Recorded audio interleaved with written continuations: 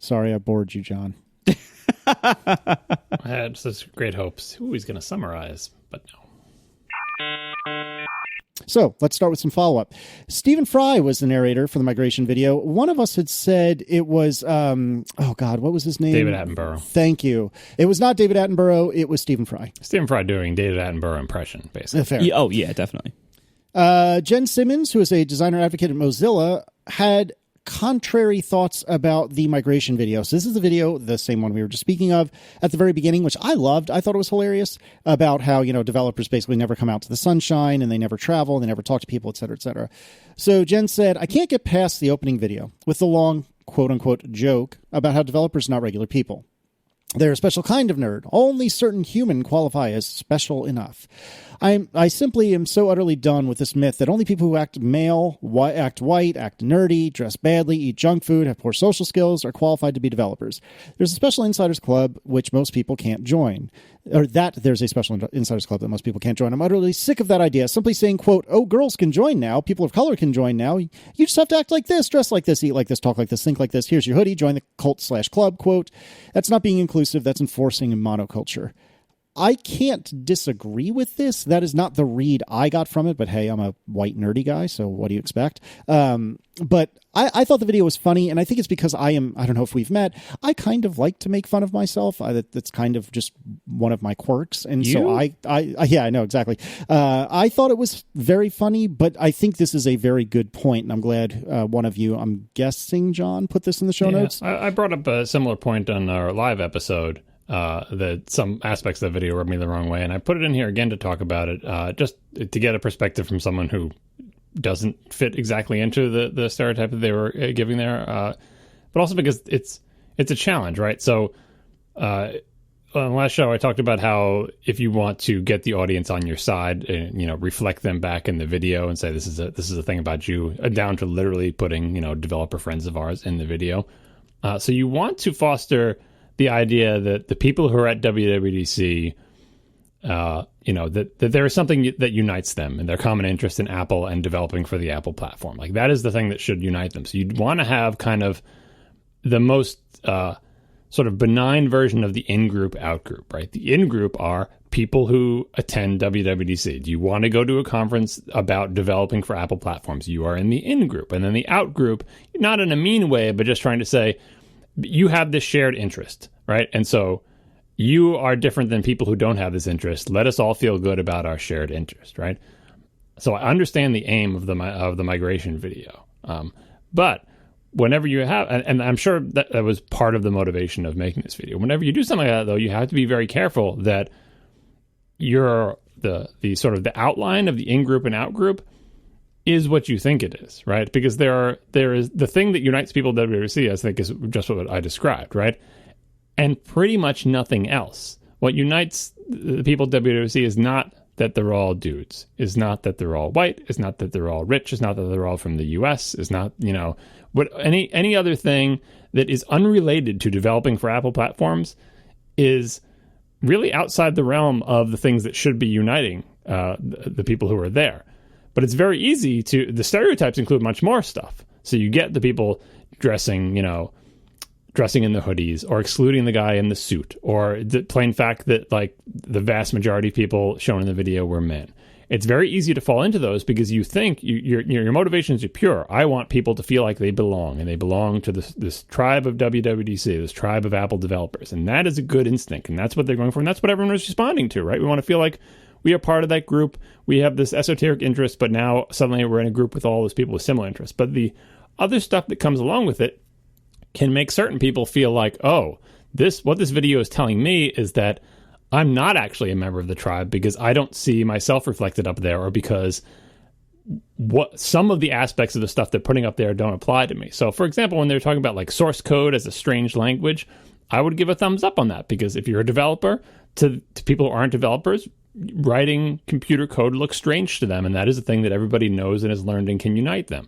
But anything having to do with how you dress, or how socially awkward you may be, or just a representation thing of like who you see up on that screen is a thing that could potentially make other people excluded. So I think I've said this on past shows or whatever, but it's the just general rule for life that we we judge ourselves by our motivations, but other people by their actions, right? And in some respects, that's a good way to think about that to help you deal with other people.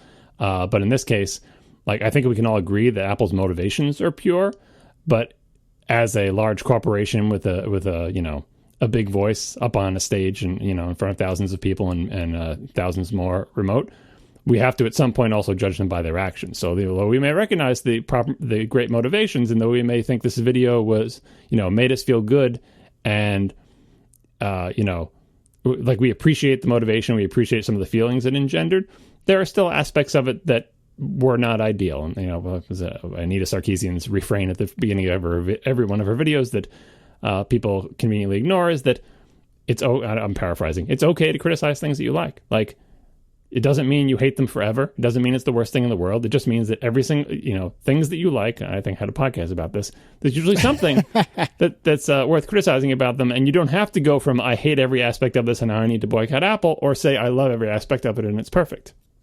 I should have looked up her quote because it's a little, shtick that she does at the beginning and it's very apt. So anyway, all this is to say that nothing is so perfect. All right. Can you tell me what It's Road Trip means? Oh, that's right. It's Road Trip. Right as I was reading that, it occurred to me what that was. Did we not talk about this on the show last week? We didn't. I think we missed it. It was in the notes, and the specifics aren't probably not that interesting, although just to refresh everyone's memory, there was a past keynote where some Apple folks were giving a demo, I forget of what application, and they were trying to write Utah Road Trip, and autocorrect changed Utah into It's, right? Mm-hmm. And the guy giving the demo hit return or whatever, or accepted the text before he had realized the autocorrect had snuck behind his back and changed It's Utah to It's. And he has this great expression on the video where he's like, oh, like you see his face drop and his eyes roll on his head, and so they had this project that was running. They fixed it. I think they fixed it in post, like in the non-live version, they changed it to Utah, right? So it looks okay. But we were all making that joke about It's Road Trip after that keynote. So in this keynote, there was, where the heck was it? Maybe in it was one of the labels in the Finder, I think. Okay. Like, they showed a Finder window with a bunch of labels, and one of the labels was It's Road Trip. And I thought that was neat, just because, whatever, they're making a joke. But the thing is, it was Apple making the joke. That Apple was, this is sort of like, it's a low bar, but it's one of the things that I've seen Apple do recently that makes, it's an admission of engagement with the community. Because Apple didn't intentionally make It's Road Trip a thing. It was an accident, and the community latched onto it. And by doing this, Apple is acknowledging, hey, community, we see you. We know you're out there. We know we made a goof, and we know it was funny, and we know you made it funny. And we are reflecting that back to you, which is a rare thing for them, because normal Apple would be like, all right, have your fun, but we're never going to reference our mistake again. Why would we reference our own mistake? Why would we acknowledge that it's a meme that was invented in the outside community? We'll just move on and pretend it never happened, just like we did in the video where we corrected it. So I thought that was a nice glimmer of hope that Apple sees and recognizes the community and is willing to do frivolous things to reflect ourselves back. My buddy Sam Gross tweeted sometime in the last week, hey, messages in macOS Mojave. I always second guess it. Mojave. Long E. Okay. Messages in macOS Mojave supports iMessage and nothing else. Rest in peace, Yahoo Messenger, AIM, Google Chat, via Jabber, ICQ, etc. Now, most of these are actually dead anyway. Yeah, exactly. Didn't AIM shut down? Yahoo Messenger is dying soon, like they announced that it's dying, right? Yeah, ICQ, I think, died like 50 years ago. I think AIM shut down last year. I thought ICQ was still a thing. Seriously. No, I think AIM is, I think ICQ is gone, and so is AIM. You can download it right now. New ICQ for macOS 10. Fake news. I could swear it's still a thing. Google Chat is definitely still a thing. Is it, though? Yeah, it's in the it's in the lower left corner of my stupid Gmail window all the time, and I have to learn how to hide it in every new version they release. I mean, Google Plus was there for a while too, and that wasn't really ever a thing. They got rid of Google Buzz. Yeah, I assure you, for the parts of my company that are not on Slack, which is basically everything that's not engineering, Google Chat is still a thing. I'm so sorry. So anyway, one nice heuristic to help you remember how to say Mojave correctly is that Mojave sounds fancy. Mojave sounds like casual, and it's California, so it's always going to be casual. Yeah, I dig it. Mojave. Yeah, so this them eliminating all the third-party things makes sense. I mean, iMessage is ascendant. Many people have talked frequently about how iMessage is the one vaguely social thing Apple has ever done right. And it's very popular, and it's a very commonly used application, and it's better than SMS, and we're all happy we have it, and so on and so forth. And the other ones are all dying, and it's just like Apple to say, why are we even supporting these anymore? Everyone has an iPhone, wants to use iMessage anyway. Just ditch them. It'll make the app simpler. And I'm pretty much on board with that, even though I have accounts on all these services. It also just might be like, from a basic software development standpoint, one of the big issues that Apple had between iOS and the Mac is that the Mac version of Messages supports a very small subset of what the iOS version supports. So if they were going to do something like try to improve that, it would probably be a lot easier in a Messages app that only supported iMessage instead of having to special case the entire UI for all these other services while they are also working heavily on it. We'll talk about that topic either later in this show or in the next show, because I have more to say on that specific topic. Dun, dun, dun. Sent with lasers. I always forget that's a thing, and then somebody will send me something. I'm like, oh, yeah. Renaud Leinart writes, I just realized that Xcode 10's device simulator clones, which make parallel testing possible, probably rely on APFS fast snapshotting capabilities in order to instantly copy the master simulator's quote-unquote template.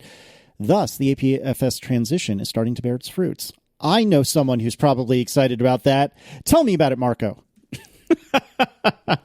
John, tell me more. I want this to be true because we go. Yeah, so I saw the demo of like, look, we can run a bunch of simulators in parallel and run multiple test suites, and like it's all cool and everything, and it makes sense to me that this would be an efficient way to implement that, but I have no idea if that's how they actually implement it. I hope it is, because I agree that APFS has many abilities that can be they can lead to advances like this, things that you couldn't even conceive of doing. Let's say like these templates are like 300 megabytes and you want to make 12 copies. Making 12 copies of a 300 megabyte file in HFS Plus would take you forever. And in APFS, you can do it instantly, and they can slowly diverge from each other with copy and write semantics. And so that would be super cool, and I really hope that's how they're doing it. If they're actually copying 300 megabyte files 12 times, or if the file's only 4 megabytes and it just copies real fast because SSDs, I'll be sad. iOS 12 pre-release reports. Okay, so I got a problem. I need an intervention. I'm traveling sometime soon, and I really don't want to be traveling on beta software. It just seems like a poor choice. Okay, so don't do it. But I want Memoji, whatever they're called. I want Memoji so bad. So do it. It's fine. Oh, don't tell. But you're supposed to be. You see, this is why I can't go to you, Marco, because you are the best, worst influence I've ever met in my entire life. What I really want to do is install iOS 12 on my Carry phone, but I don't want to. My brain is saying no, but my future Memoji is saying, oh, hell's yes. So I don't know what to do. And the reason this is an issue, this is a real issue, is because everything I've heard is that iOS 12 is, without comparison, far and away, the first beta is far and away the best first beta ever. The customer sat on the beta is blow away. And God, I hate myself for saying that, but I couldn't help. Someone said blow away in this. It was in the talk show. No, it was in the talk show live. Someone said blow away. I felt like throwing something. Yeah, I'm like, oh, I kind of find it charming. I'm like, oh, I miss Scott Forstall. Because we haven't heard Apple say blow away since Scott was fired. Is that true? I don't think. I don't know about that. Like, I think it's kind of creepy though. It's like when the ET, as they call themselves, executive team, like talk amongst themselves, and a word like that spreads, like just like in a single group of friends, right? Like, and then like years later, they're still saying blow away, but I'm assuming no one else in the world is, except for like senior leadership at Apple. It's natural. Like, it happens all the time. I see it happen at work, but it's a little bit weird to see that one come slingshotting back and go, whoa, blow away.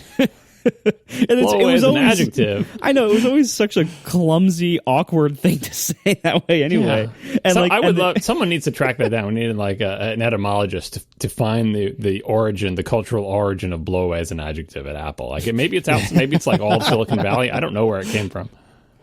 Oh, man, that's tremendous. Anyway, what was I trying to say? I don't even know anymore. You were saying beta 1 stability is blow away. Yeah. Oh, yes, that's right. iOS 12, the not even like the first public beta, but like what they released at WWDC, like, hey, get out of your seats, go down to the labs, download from little, epoxied on Ethernet connectors and get iOS 12 for WWDC developers. Everybody says, not only does it not crash and mostly functions, but that, like they said in the keynote, it's fast. It's fast on your old phone. It's fast on your new phone. Everybody's raving about it, and I'm in a similar situation to Casey. I'm not considering putting it on my phone because I'm not, that deluded, but I have strongly considered putting it on my iPad, and I'm holding out and saying, just wait for the first public beta, because everyone says it's great, and I don't think I've ever heard this about an iOS beta before. I mean, you have to put it on your main phone so you could do Memoji if you have an iPhone 10. That's the problem. That's the thing. Like, I don't care about Memoji. You do. Oh, come on, man. You should. I think they're creepy. I have it. I'm using my iPhone 7 right now, and it is already installed on there, but I don't even know why I did this in retrospect, because the one thing I actually really want to try is the stupid Memoji that I know I'm going to be obsessed with. And so I don't know what to do. I really want to put it on my phone. It sounds like phone. you're drunkenly saying emoji when you say Memoji. I love those Memoji.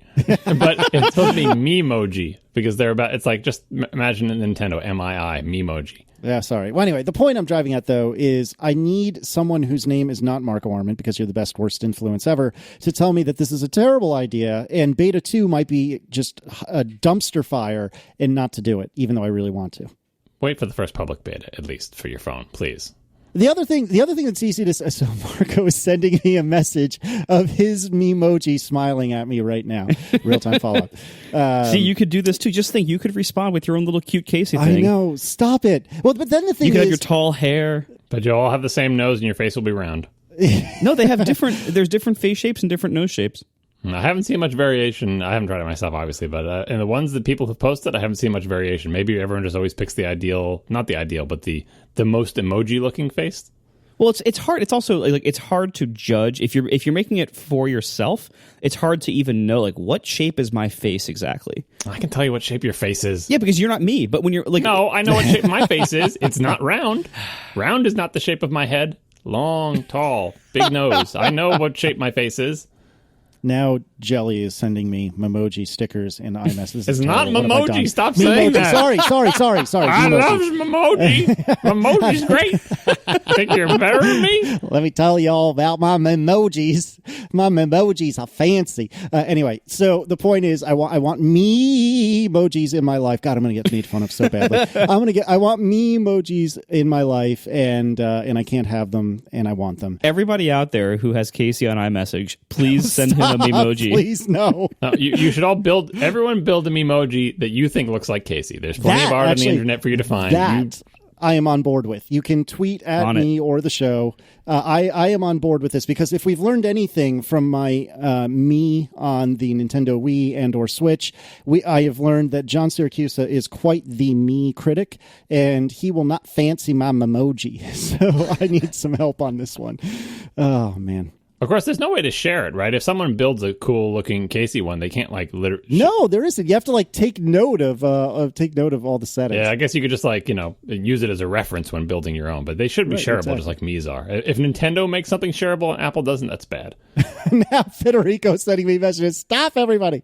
Oh God, you're all terrible influences. What shape is Federico's face? It's beard shaped. Which one of these hairs is the Casey hair? I didn't find a good Casey hair in the 10 seconds I played. It might have been your phone. It might have been. There's one that's kind of backward. It's like the inverse of your hair direction. Can you flip your hair direction the other way so we can start looking more like an Memoji? He'll just use the selfie camera. That reverses everything, right?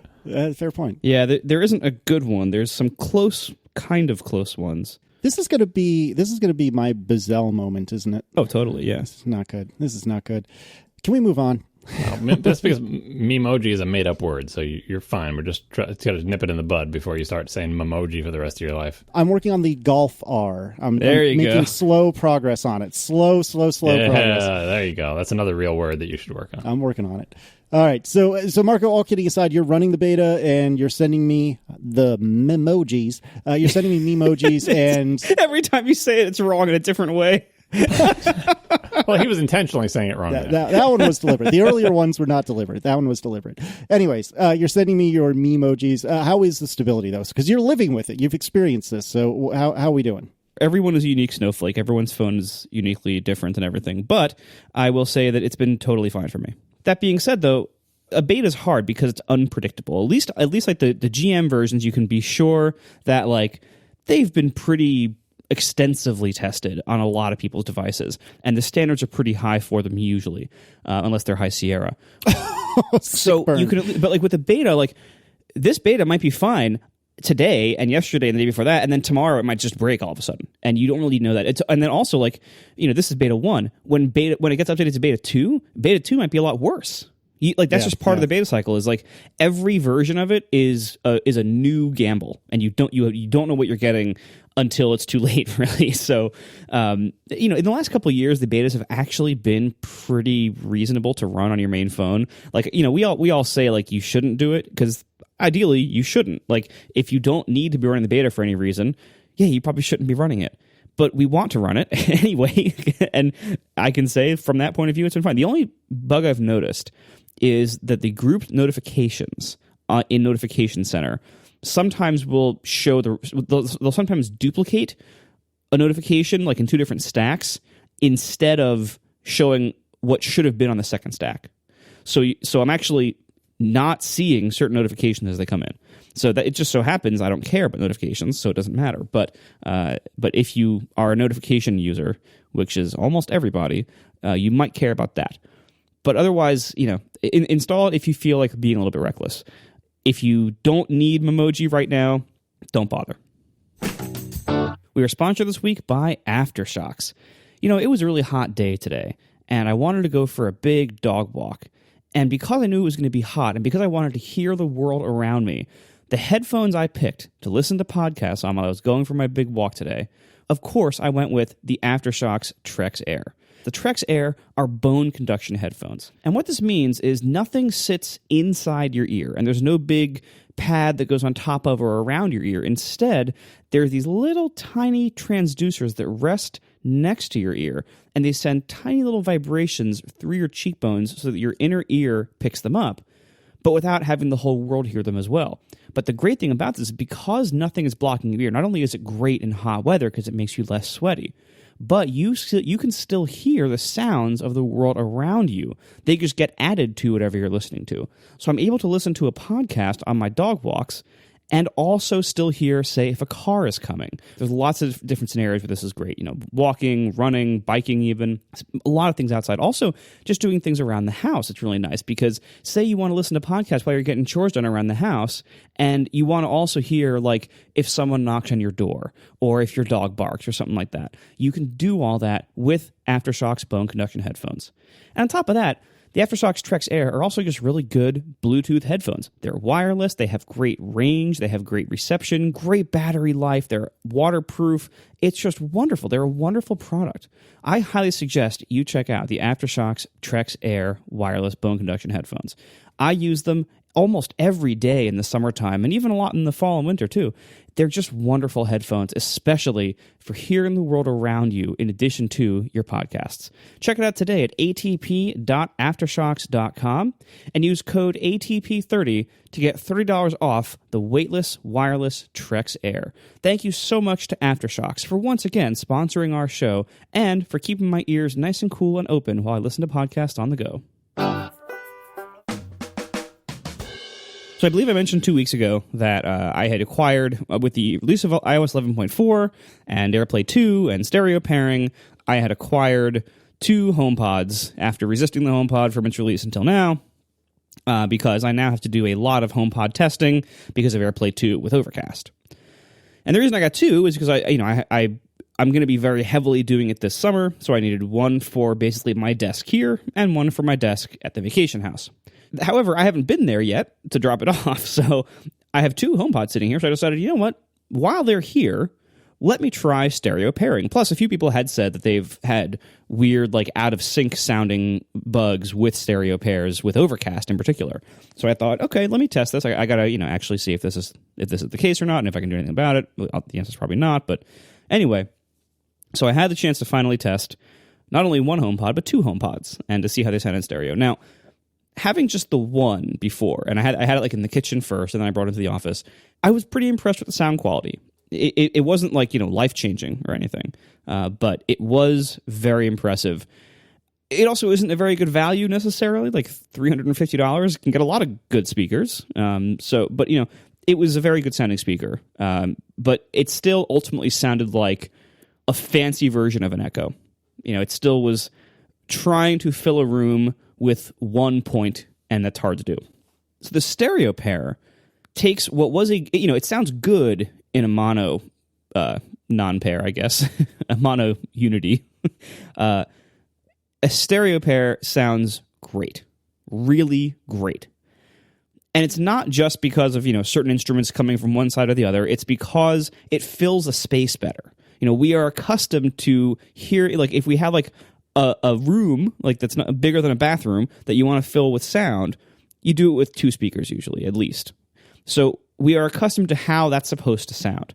And when you have multiple points broadcasting, it just sounds better. Even if they were playing the exact same signal, like if they were just both playing a mono signal, it would still sound better because it would fill the room better, and it would come from multiple points. It would have wider soundstage and everything else. But because they're also doing a stereo signal now, it basically lets them shine as not having to rely so much on trying to, like, reflect sound across walls and everything to try to fake a wider sound projection, but to actually just have one in the first place, to have a wide projection of sound. That way they can, it seems like they're maybe turning down the weird processing when they're in stereo mode and just playing really good sound. Things sound the way they're supposed to, like, it isn't doing some weird blend. Things that are supposed to come from the left do come from the left, etc. So it's great sounding. And I have it on my desk now. I have them like Jeff Foxworthy style. They are on top of my other speakers. So, nice. And which actually is really nice because it puts them right at ear level, which is exactly where you want them. But these make incredible computer speakers. These would be the best computer speakers in the world, except for one small flaw. Besides that, they're $700 for the pair. That's a bigger flaw. But there's one flaw even bigger that money can't solve, and that is that you currently can't use them as computer speakers or many kinds of speakers, really, because not only is there no input on them, and not only are they not Bluetooth, but also iTunes can't send to stereo pairs. Seriously? Yes. iTunes sees them both as individual speakers. So you try to send to either one, it just does just that one. So even though, like, so you can send from your iPhone, you can have iPhone, as your sound source, but not iTunes. And if you wanted to, like, say, watch a video on your computer and have that come through it, I think maybe you could trick AirPlay into helping you out there, but it would be awfully clunky. Basically, the Mac doesn't seem to have AirPlay 2 support in any apps that I know of. So that's really unfortunate because if there were a way to conveniently make these my computer speakers, they would be the best computer speakers I've ever heard at any price. Unfortunately, they're limited by their lack of input variety and lack of input options, really.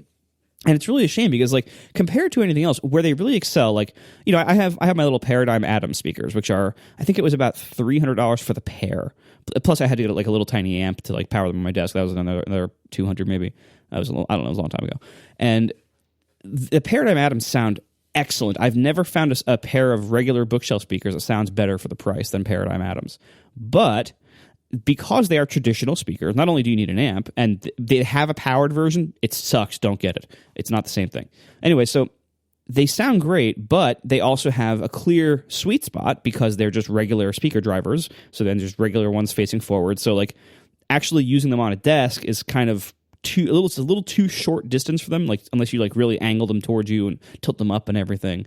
And there's a pretty small sweet spot. The HomePod doesn't have a clear sweet spot because it broadcasts from a bunch of different tweeters and the subs just fire, I think, up or down. It kind of fills a bigger area, so that's great with the HomePod. Also, my regular speakers really don't have strong bass. They really need a subwoofer. I don't have one, but they could benefit from one. The HomePod has not only strong bass, but almost too strong bass. It's pretty thumpy. Although it's a pleasing and fun tuning. It's not accurate. It's not neutral. It's nothing like that. But it is fun. It's what Beats headphones wish they sounded like, but they don't. Beats if you put too much bass in headphones, what you tend to get is, like, boominess. And when you have good bass from a subwoofer, you get thumpiness. What you want is the thump, not the boom, because that sounds better. And the HomePod provides that. For its size, it gives a remarkable amount of clean, thumpy bass. I've never heard anything like that from something this size that sits on top of a desk. It's just a shame that they would make such amazing desktop speakers if my Mac, I'm not even asking for like a game console or a Blu-ray player here, like if my Mac could output sound to them, that's all I would need, but it can't. And that's unfortunate. There's also a few other minor niggles about stereo pairing mode, if anybody was curious about trying it. It seems to be working kind of like AirPods, where most of the time it gives the illusion that it is a stereo pair acting as one. But there are a few holes in the abstraction. So, for instance, when they've been off for a while and you tell it to play, first of all, Siri only responds from one of them. And okay, fine. That's weird, but fine. When they've been off for a while and it starts to play, that one that responds to Siri, like the primary one, which in my case is the left one, that will start playing for like a half second first before the right one wakes up and realizes, you wanted me? Okay, please, I will turn on now. Here we go. So like you hear the sound first out of one channel, and then the second channel like warms up and gets there after a second or so. And I have had occasional like once or twice split second moments where it did seem like they were out of sync also. So very much like the AirPods in that way. They just seem like they're working with the same technology of like these are two separate devices that are most of the time working together as a perfect stereo pair, but sometimes you see a little bit of a seam somewhere. Other than that, though, they are really great, and I hope that Apple broadens this product's versatility to the point where I can use it for more, because Siri is fine. It's still not where the Amazon Echo was 3 years ago, but if you are primarily using it for music, this could be a really great product if it was easier to get your music into it. So real-time follow-up from Zach Hall. In iTunes, it is possible to do stereo pairing. How? So he has tweeted at us. I will put a link to this in the show notes, but the little like AirPlay icons, just like you would see on iOS, if you click that, apparently, and you look down in the Switch To section. Oh, wait a minute. And in this particular screenshot, it says Office HomePod, but there's a picture of two of them. So even though it says singular Office HomePod, there's a picture of two HomePods there, and that would apparently do the trick. Hang on, I'm going to test this out right now. Loading? What is it loading? Not playing. This is like when you plug it in, it says not charging. This is like, well, that's not helpful. I asked you to charge. Yeah, thank you for that. Okay. Oh, wait. There it is.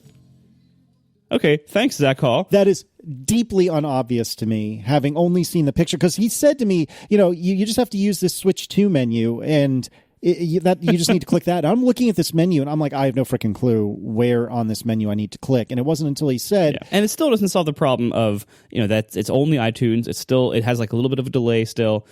If the Mac could just output your system audio as an audio output device to a pair of HomePods, yes, they're expensive now. But first of all, the computer's expensive too. A lot of Apple customers don't care and will buy it anyway. Second of all, a lot of other desktop systems that are high-end are similarly expensive, like from all like the B&W, stuff like that. And third of all, they're not going to be expensive forever. Like there's going to be more models. And so I hope they add this with future versions of Mac named after various casually pronounced places in California, because they do sound great, and they would be the best desktop speakers if only I could make my desktop output sound to them. Yeah. Do you remember the rumor was somewhere online that was saying that the HomePod, which we had heard had been in development for a long time and just now emerged, was originally not designed to be like a person in a tube cylinder thing, but was designed as the sound system for the supposed Apple television set. I did hear that rumor, yeah, but I don't remember where I saw it. And I think about that one, and we all know the Apple television set rumors from ages ago and never produced a television. And I suppose it's conceivable, but kind of to Marco's point about the stereo pair, having one of them for your TV, like where would you put it? Like if it was off to the side, it would always kind of sound like the sound is coming from the side. It would just be weird. If you put it in the middle, it would have to be it would block the TV unless you put it under it, and you can't really put it over it. And then if they're going to have two of them, are they going to add, $700 MSRP to the television set? And why would they be separate? So I'm not sure I buy that theory, but who knows what goes on inside Apple. I mean, maybe that's the reason they didn't make it, because they realized this is a dumb idea for a TV speaker. But apparently, if you get two of them for the low price of $700, you get some good stereo speakers. No, I mean, ultimately, if you're setting these up to fill a moderately sized room with sound, pretty much everybody's living room would qualify for this. I would plan to get two, because it really does sound that much better, and it really does fill the room that much better. If you want it to be what most of us have used Amazon Echoes for, which is a thing in the kitchen, or in the middle section of a house, to be kind of a personal assistant to answer voice requests and not so much music, or if there's not room for two of them, yeah, then you can just get one. But it sounds so vastly better with two that for anybody out there who doesn't have one yet, might be thinking about it, really plan to get two if you want to fill a room with music. We are sponsored this week by Molekule, a complete reinvention of the air purifier. For $75 off your first order, visit molekule.com and enter code ATP at checkout. That's MOLEKULE.com and code ATP at checkout. Molekule introduces a breakthrough science that's finally capable of destroying air pollutants at a molecular level. They use PECO technology. This goes beyond HEPA filtration to not just capture, but completely destroy the full spectrum of indoor air pollutants, including things that are 1,000 times smaller than what a HEPA filter can trap, so things like VOCs. Molekule makes a meaningful impact for asthma and allergy sufferers. They did a study of 49 allergy sufferers presented at the American College of Asthma, Allergy, and Immunology, and Molekule's technology provided dramatic, statistically significant, sustained symptom reduction within a week of use. The results have transformed allergy and asthma sufferers' lives. And they do all this with a clean design. It actually, honestly, they say it's like the Apple of air purifiers. I got to say, that's actually pretty correct. It looks almost like the cylinder version of the cheese grater Mac Pro case. It's pretty cool. And so, it's high quality materials all the way through. But, more importantly, their technology research was backed and funded by the EPA. It's been extensively tested by third parties and verified, and it's been personally effective and verified by science, but also tested by real people. It's already helped asthma and allergy sufferers around the country better cope with their conditions and significantly reduce their symptoms.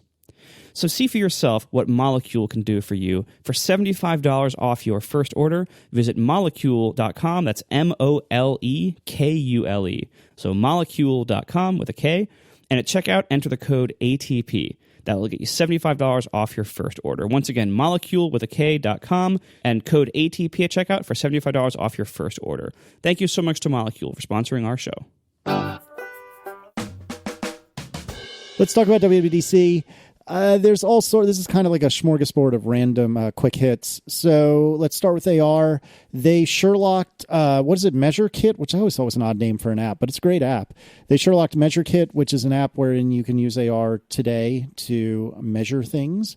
They didn't Sherlock Measure Kit. They Sherlocked all the other AR-based measurement apps that are out there in the store. Sure.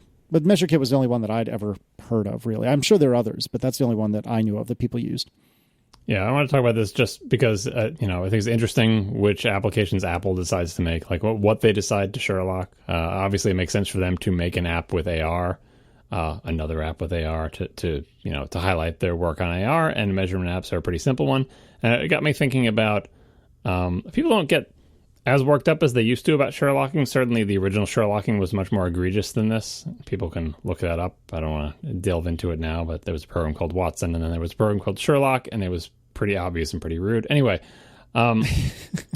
there are upsides and downsides to Sherlocking, right? So the downsides are obvious. Before I was selling a measurement app, and now everyone can get one free with their phone. I'm assuming this thing is free. If it doesn't come with the phone, or is it just in the App Store?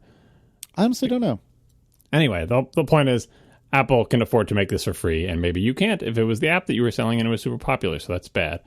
But the upside is that Apple tends not to, they tend to make applications like this and sort of, call it good after it has basic functionality. They're not relentlessly year after year improving their measurement application that they offer for free, right? And so by offering this application, it could be that Apple makes a larger portion of the population aware that measurement apps are a thing, and that it leads more people to your application, which is like the pro version of a measurement app that does more fancy things that Apple's never going to implement. And all of a sudden you have a bunch of new customers who previously didn't even know you or measurement apps existed at all, but find themselves hungry for a better one once they reach the limits of the Apple one. I don't know which one of those is the case for measurement applications, but I thought it was interesting that I didn't hear pretty much any outcry from Apple deciding to offer a free application that does things that a bunch of store apps already do. And I think it may be because people are, recognize the potential upside more than they used to now. We'll wait 2 years and see if those measurement applications that were previously selling for 99 cents are all dead or have gone to free with in-app gambling or something. But Measure is included on the phone. I'm using my iPhone 7 right now, and I don't know how well this is really working, but that's okay. It's a dark room. I've tried it a couple times and it has failed pretty significantly. Like they said last year when they introduced ARKit, they said that measurements would be roughly within 5% accuracy. The ones I've taken so far with the Measure app have been like 30% off. So maybe I'm doing it wrong or something. But I would take any measurement with it as a novelty and not as an actual useful bit of information. That's pretty cool. So I'm measuring my my Magic Keyboard, and it snaps with haptics when you're hitting what it thinks is a corner. That's very neat.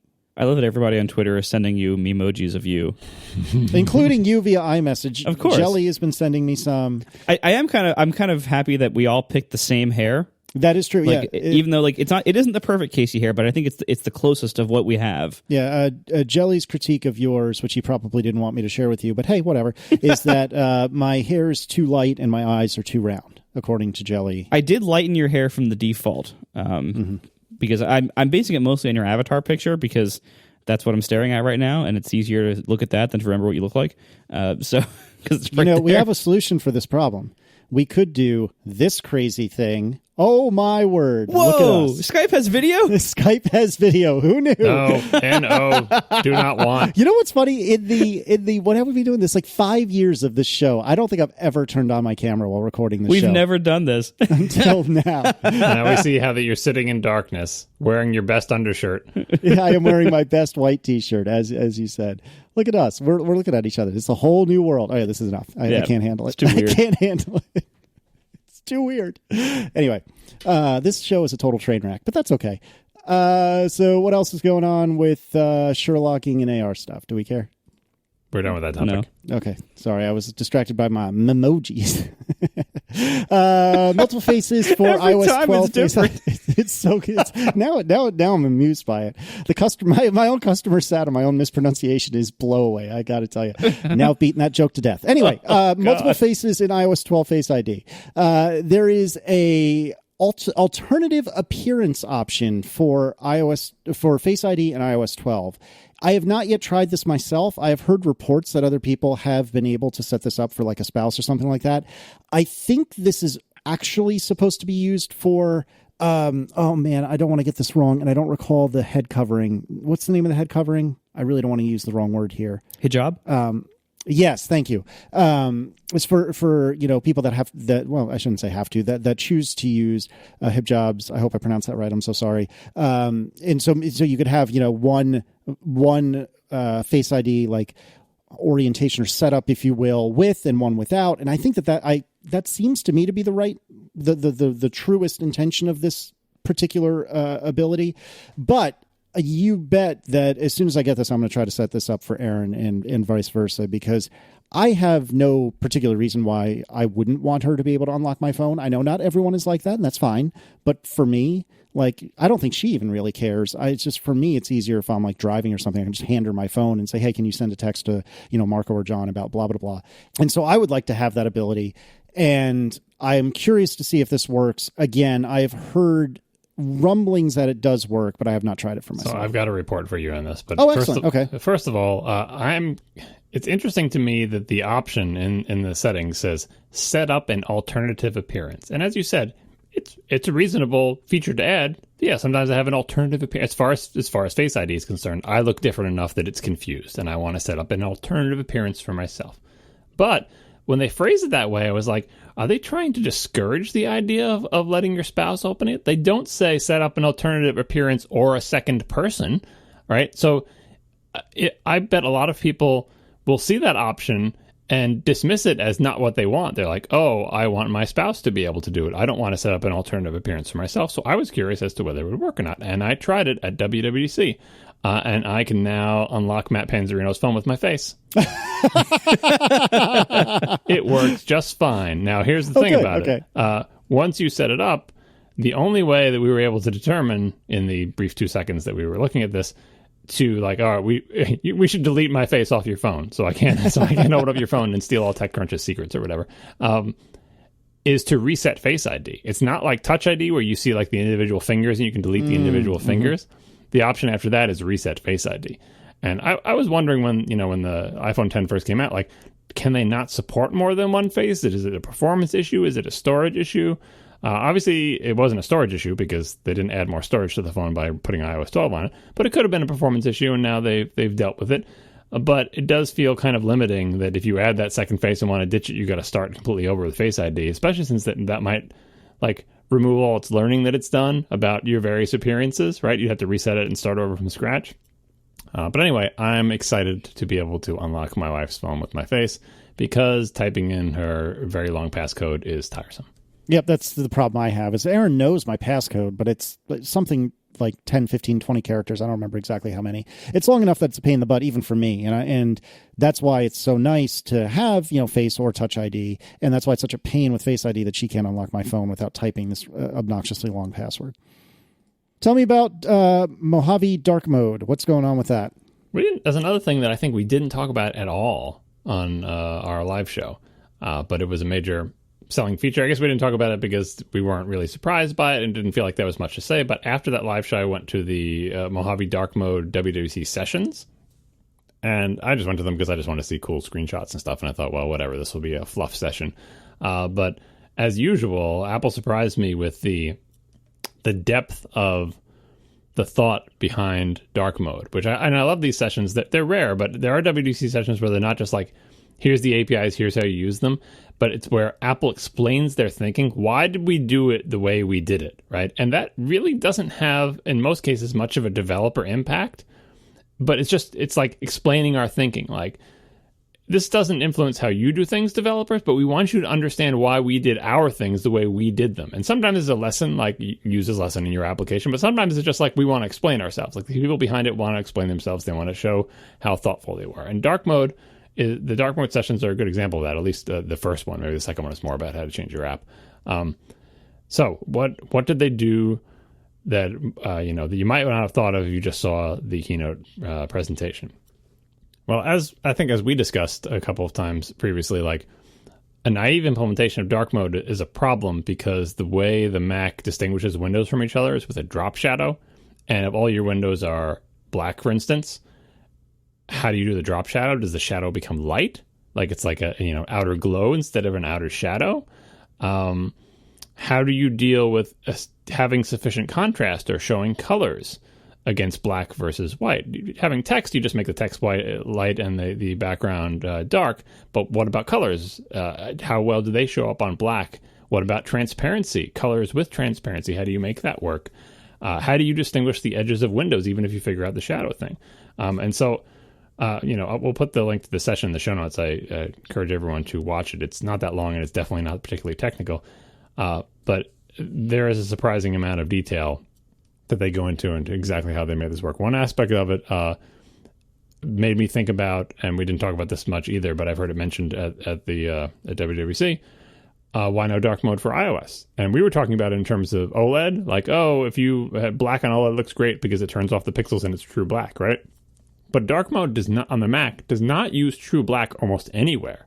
So that advantage of wouldn't dark mode look great on iOS on an OLED phone because we get true blacks is not really an advantage because almost nothing in dark mode, at least on the Mac, is true black for the reasons I stated before, like that you lose the ability to do any kind of contrast. Now, there's not overlapping windows on iOS, so maybe it's less of a problem there. Maybe they'll still do it. But certainly on the Mac, although until we get our 8K OLED screen with our Mac Pro next year, the OLED thing is not an issue.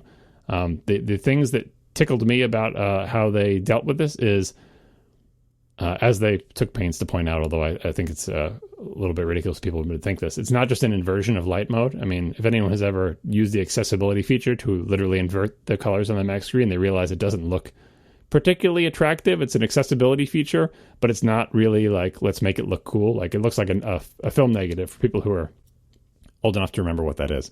But they made things dark, and everything is kind of a shade of gray.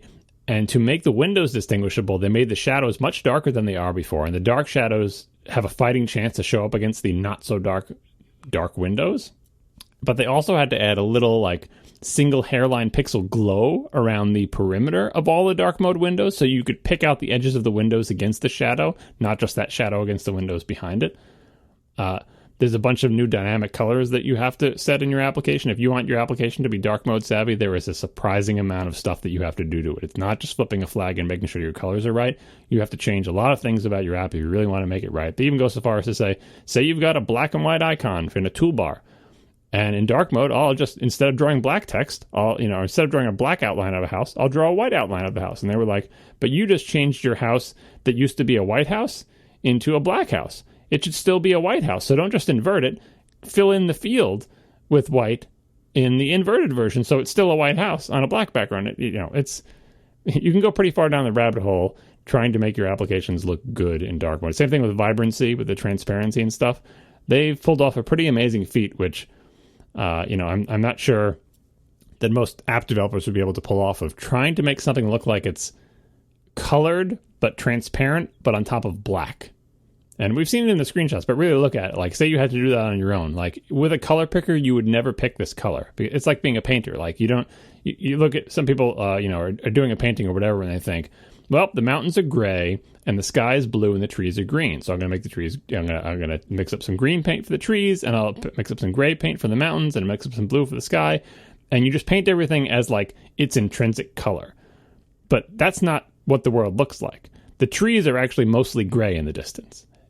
They're slightly green, but they're mostly gray. And the ones in the foreground are a little bit more green. And the mountain isn't actually gray. It's actually blue on one side and really dark gray on the other. And so that's what they do with dark mode. They don't paint things the color they're supposed to be. Oh, I have a black, quote unquote, black window. I'm going to take red and put it over there. That looks like nothing. How do I make the red transparent so the black shows through the red? Do I just make the red darker? It's actually a very tricky problem. So like take the eyedropper, take like a digital color meter and put it over like a highlighted region and see what color that actually is, and just marvel at how it looks like a piece of transparent red plastic from a Transformers box in the 80s laid over a black window, when it is neither of those things. Yeah, I can just say from my experience developing the Overcast black theme on iOS, it's really hard to design UIs where a prominent background color that's used often is pure 100% black. It is pretty much impossible to do, a lot of good, clear, complex work that way. And that's why, if you look at iOS apps that succeed with their true black designs on the iPhone X, it's typically apps that don't have a lot of depth to their UIs, don't have a lot of layering, where it's like, single flat screens. That can work. It's still hard, but it can work. You don't get shadows even. And you don't realize how common of a design element a really small shadow is. You think of today's app aesthetic as being still very flat and everything, but it's not. And as we get further from iOS 7, it's actually getting less flat over time. And so shadows are very commonly used to denote layering, even if it's just as simple as like a slide over sheet or a pop over or a dialog box. Like, there's shadows everywhere, even to do things like to help separate artwork from its background, stuff like that. There's little shadows and little dark borders all around lots of things in UIs. And when your background is pure black, it's really hard to make those conventions they won't work. So it's really hard to find alternatives to those conventions that are understandable and that look good. It's a surprisingly hard problem. Oh, we also forgot to mention accent color, which is one of the most fun things that Apple has added since the classic macOS days, really. Like, the ability to change the character of your UI independent of light and dark mode, right? Because accent colors apply in both. So if you never want to use dark mode, you still get to use accent colors. And it basically changes like the solid color. It's solid blue in High Sierra and many versions for like what color is the OK button? Like the cancel button is gray and the OK button is blue, right? You can change that blue to a bunch of different color choices: purple, pink, orange, even gray, and that influences everything. The color radio buttons, check boxes, the little arrow thingy that's on the side of pop-up menus, and whole nine yards. And that it's fun, like to be able to customize the appearance of your operating system. No reason other than just aesthetics. What do you like? What mood are you in? What best matches your desktop background? Stephen Hackett has a nice article about dark mode showing off some of the features. I would still suggest watching the sessions because they go into even more detail. This is one of the few sessions where I was watching it. I got that sort of pang of like, man, if I was doing Mac OS reviews, I would spend. It would be difficult to constrain myself to one quote unquote page, one section for this, because I would be doing screenshot after screenshot zoomed in at like the pixel level on every minute detail of how they do it. So Steven's got screenshots in his thing as well, but I wish I could click on them and zoom in because I don't see the details of these tiny sizes, Steven. I need to zoom in. We need to have lossless pings at native resolution. Anyway, I mean, it would be theoretically possible to write a mini review-like post just on this one topic. I mean, maybe you could write it on some kind of, I don't know, what would you call something like that? Maybe like a web blog or something like that? No, it doesn't sound right. If only there was some way that you could publish text and images to the world, but without having to write a 25,000-word review. That's not what I want to do. Are you sure? Stephen already wrote a blog post about it. Yes, I would have done it slightly differently, but he covered the bases. Plus, this is the WWDC session. Plus, I had this big ramble, so I figure like I've gotten out of my system, but it would have been fun. Although, like, I also did think about how would you write a full review of Mojave? Because, yes, dark mode is fun, and you'd have a big section about it, and I'd spend a lot of time talking about, marzipan stuff eventually, but there's not much there. But is there enough? My full-fledged OS reviews kind of had a certain number of sections that you expected them to have, and recent Mac OS releases have been not as evenly distributed across the feature surface of the OS, let's say. Yeah, but that's just self-imposed. Like if you wanted to write a blog post about just one thing, you could. You're allowed to. You're right, I could, but I don't want to. It sounds like you kind of do, though. It sounds like you do. I had a pang of regret, but one pang does not make a blog post. Are you sure? Have you ever really written a blog post about Mac OS? I wrote a blog post about articles that I've written about Mac OS. That counts, right? No. I think it does. That's about Mac OS indirectly. It seems like you're capable of writing, quote, only a blog post if it's about something you consider trivial, like bagels or pasta. Well, no, I had a blog at Ars Technica, and I ported all those blog things with permission to my Hypercritical website. So if you look, there's a Fatbit section, and you can see many blog posts about Mac OS. Oh, okay. I guess that was before my time knowing you. Yeah, that's right. It probably was. You should go read them. Some of them are good. I used to do WWC bingo back when I was Marilyn Mann. Oh, my word. All right, tell me about notarized apps. The name makes sense, but I don't know. It seems like a very peculiar name to me. But I guess that there's a different stage of security and secureness to apps in macOS Mojave. So tell me about this, John. So you've got, Gatekeeper? Mm-hmm. It's been in the OS for a while. And Developer ID. Yeah, well, Gatekeeper is the feature, and you have three modes. One mode is anything goes, whoopee, old macOS style. That is not the default. The next mode is, I got to open up this preference so I don't blow this. Security and privacy. It's called Developer ID. I know. All right. So the next mode is Mac Store and identified developers. So Mac App Store is like, I'll run applications for the Mac App Store. We know what those are. And then the and identified developers is what Marco's talking about, which is Developer ID, which is you register with Apple and you get an identity and you sign your application, but your application is not in the Mac App Store. And the final setting is Mac App Store only. It's the only things that this Mac will run are things from the Mac App Store. The default setting is the middle one, and there's always a bypass where you can right-click and do open and click through a dialog and get it to open up. So people have been scared about this for years because they worried that Apple would make a Mac that can only run software that Apple approves. I mean, nobody wants that because we all want to be able to run whatever the heck software we want on our Macs, but we also appreciate the additional safety of these settings, right?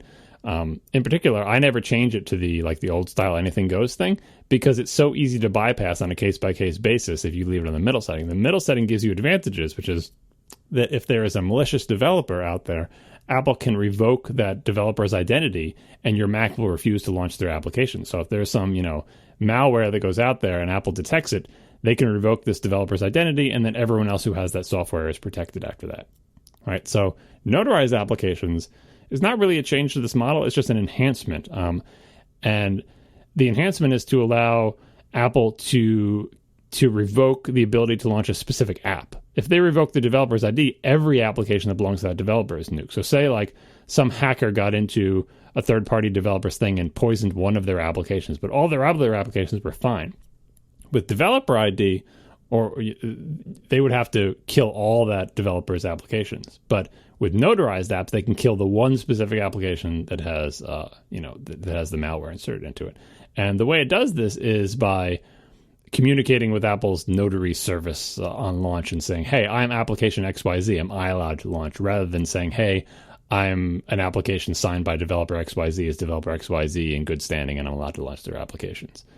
So this seemed like a good change, a good enhancement. I can imagine eventually notarized applications replacing developer ID applications. Like it's basically just an enhancement of developer ID. It's in both situations you need to register with Apple, and in both situations Apple servers are involved in it somehow, if only, sending definitions to your computer about what it is and isn't allowed to run. Notarized, I think, checks on demand every single time with the service. Well, there's a pretty major difference in how the app gets signed, though. Well, are you saying like you have to contact Apple service to do the signing too? Like, is there the notary on it? Whereas developer ID, you can just sign it locally without a network connection. Is that the difference? Yes, but it's a little bit more complex than that. So if I'm understanding this correctly, so developer ID, it happens entirely locally. Like, once you get your certificate from Apple that you register with, the entire signing process from your version of Xcode to your customer's Macs can happen on your computer. You can generate the final build and put it on your server or send it to people, and it works and it's verified as you because it's just a signature and a certificate. The Apple, the new one, the notarized thing, requires the app binaries to be uploaded to Apple's servers and requires them to go through something that sounds a lot like the processing step with iTunes Connect, well, now Apple or App Store Connect. And as iOS developers know, that is not just a simple reading of the file, it's also not very fast. So there's a couple of problems with this. Number one is that processing step on the iOS iTunes Connect infrastructure, at least, can take half hour maybe on a good day, sometimes longer, sometimes a little bit shorter, but minimum usually 20 minutes. And so it seems to be like that you're stuck behind a big queue. So that just slows down development and complicates things. It becomes an asynchronous thing that you have to submit to Apple and then wait and then download the file from them. And, so like you can't just have like a script that like signs a build, publishes it, and you're done. Right. So like it adds complexity because you have to wait until this processing step is done. That happens sometime and occasionally gets stuck. That's just for release builds though, right? Yes, it is for release builds. But still, that's still an extra step, and it makes something less automatable, it makes something more complicated, and it increases the chances that your release that you want to do might have to be delayed by a couple hours if it gets stuck and you have to, make a support ticket, because that actually does happen with the iTunes Connect stuff. And so that's one problem. The other problem is Apple hasn't, I don't think, been incredibly clear on what kind of verification they're going to do. So, for instance, on the iOS one, they're not, like, during that processing step, they're doing all sorts of automated checks on that app binary. Now, we know the whole purpose of this is to scan for malware. That makes sense. Sure, I'm sure they're going to do that. But, like, one thing the iOS one does is also scans for things like private API usage, and will automatically, with no human decision involved, will automatically every time reject an app that uses any private API symbols. Are they going to do that on the Mac too? For this non-App Store distribution method that will soon probably be the only distribution method that works without changing massive defaults. Will they, at some point in the future, require all apps to do this, unless you do something crazy like disable SIP? There's if you look at like how this is today, right now, today, as we know it, which I don't think the system's actually running yet, but as you know it today, we know the iOS version just adds delays and makes things asynchronous and makes things occasionally just stop for hours at a time for no reason. But in the future, this could be used badly. It could be used to actually prevent Mac apps that exist today from being able to use the system at all, which could in the future prevent them from being run either easily or at all. So, for instance, if your app uses a private API, is this system going to automatically reject it? And therefore, in a future version of Gatekeeper, your app will just be unsignable? That's kind of crappy, and that's not good for the platform, I would argue. So there are some red flags here for that I hope they don't do it badly like that, but this kind of system now gives them the ability to, and not only as like some kind of crazy theoretical thing, but just if it works the way the iOS processing step always has, then it will do this. And that's I don't love that. So, I mean, that's the slippery slope argument that everyone was worried about when Gatekeeper came out. It could just be that the slope is slippery, but everything about macOS development is slow, and it's taking a long time to slip down the slope. So this is like a decade-long locking down of the Mac. But thus far, they haven't made any moves in that direction. And I think the one that people are really wary of is not so much about how annoying it is to have a signed application, but the ability to run unsigned ones, period. By making that either extremely difficult or impossible for regular people, that would really change the character of the Mac. Things like SIP for third-party applications make me think that they don't have a change in philosophy. Well, first of all, they took great pains to say there are no new guidelines for app review, which is kind of a non sequitur because we're not talking about app review, we're talking about developer ID. Like the Mac App Store, the rules for the Mac App Store do not change. But this is kind of outside that. And second, SIP for third-party applications is the reverse. It lets third-party applications use the tools of the OS to lock themselves down in a way that was previously only open to the OS. So it's third-party applications keeping users out of their business, right? And I know it's mostly an unrelated feature to this, but it makes me think that they realize that on the Mac, that it would be a bad idea to reject Mac applications that use private APIs. Like that it's been part of the culture forever, unlike on iOS. And that the whole point of this is to be not, they already have something that rejects you for using private APIs. It's called the Mac App Store, right? This is not that, right? I can imagine them changing the default to Mac App Store only if and when they're able to make the Mac App Store, get up to snuff again and getting like Office and Adobe in there is a step in that direction. So maybe their goal could be, in 3 years, let's change the default. But I really hope they never do get rid of the ability to run apps from anywhere. And I really hope they don't take any of the Mac App Store guidelines and port them down to Notarized, because then what's the point? Then instead of having 3 options, you really just have 2, right? And the only difference is in one case, Apple takes 30% of your money and hosts your file for you. Oh, and to clarify, before we leave this topic, Apple did actually say explicitly a future version of macOS will require developer ID apps to be notarized. So notarized apps will replace Dev ID. In the future. Which future OS? Next year's? The year after? Who knows? They didn't say, but we'll see. Oh, it's next year for sure. Let's be realistic here. We're just lucky they didn't do it this year. Moving on, Safari got some cool stuff. It got tracking prevention. And so tell me about this Facebook example dialog.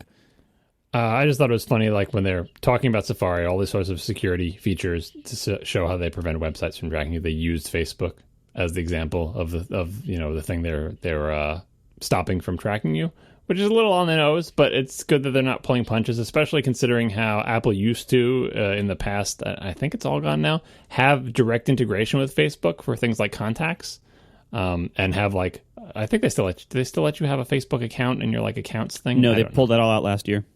Yeah. So anyway, Apple has spent a few years with sort of most favored nation status given to Facebook and Twitter and a bunch of services that we're not familiar with because they exist in China.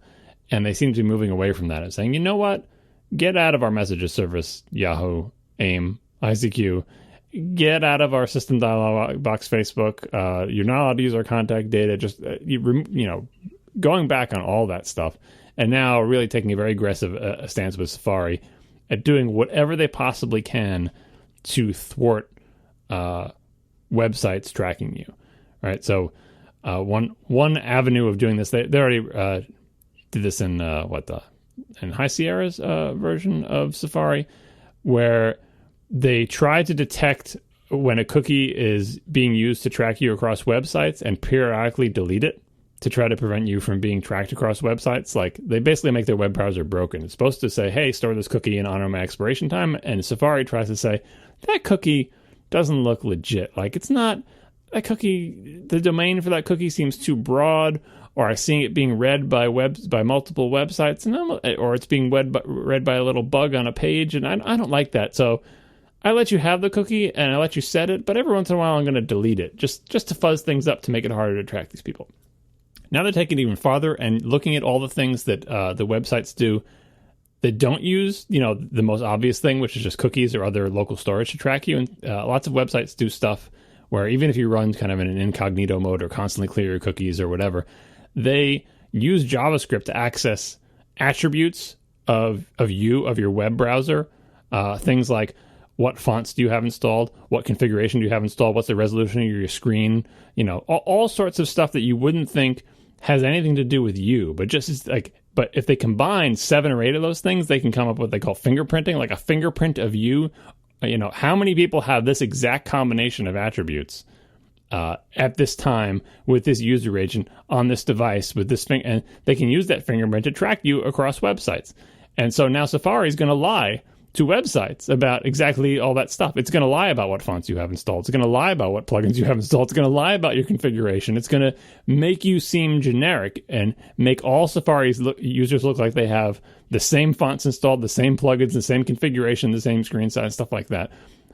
Which is, if you got back in time 20 years and said, soon web browsers will have the ability to tell what, all these attributes of your system. Like, wow, I could do such interesting things with that. And say, yeah, but browsers are going to lie and tell you fake information, because if they don't, people will track you and show you the same ad across a million different websites. They're also getting rid of all the legacy plugins that could do all sorts of nasty things to your browser.